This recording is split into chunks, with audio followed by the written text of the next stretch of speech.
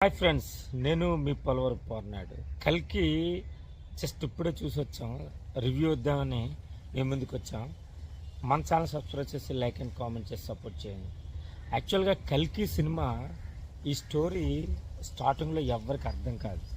ఎందుకంటే ఇది ఒక ఫస్ట్ పార్ట్ 1 పెట్టారు కాబట్టి పార్ట్ 2 చూస్తేనే అర్థమవుతుంది. ఇది ఫస్ట్ పాయింట్. అలాగే కల్కి అంటే ఏంటంటే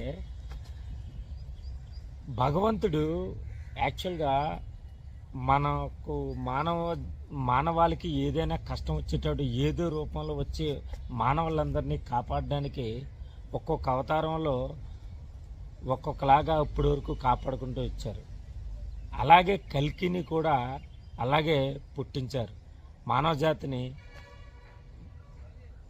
సేవ్ చేయడానికి. అలాగే మరి ఇందులో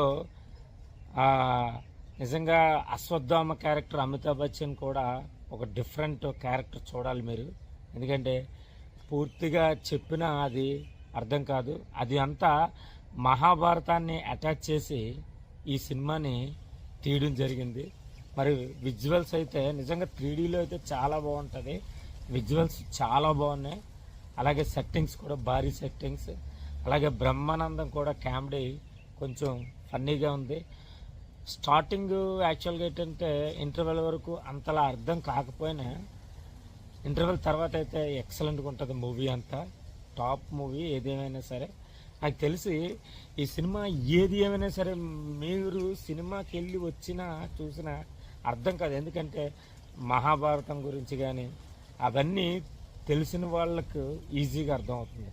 అలాగే ఏమైందంటే ఇది పార్ట్ 2 చూపిస్తే సినిమా చూస్తే తప్ప అర్థం కాదు.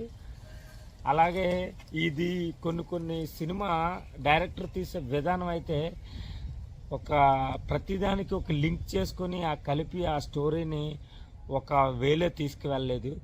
ఈయన ఒక స్పెషల్ డైరెక్టర్ ఒక డిఫరెంట్గా తీయడం వల్ల మనకి ఏదోలా ఉంటుంది. కానీ సినిమా అయితే సూపర్ సినిమా అనొచ్చు, సూపర్ హిట్ మూవీ.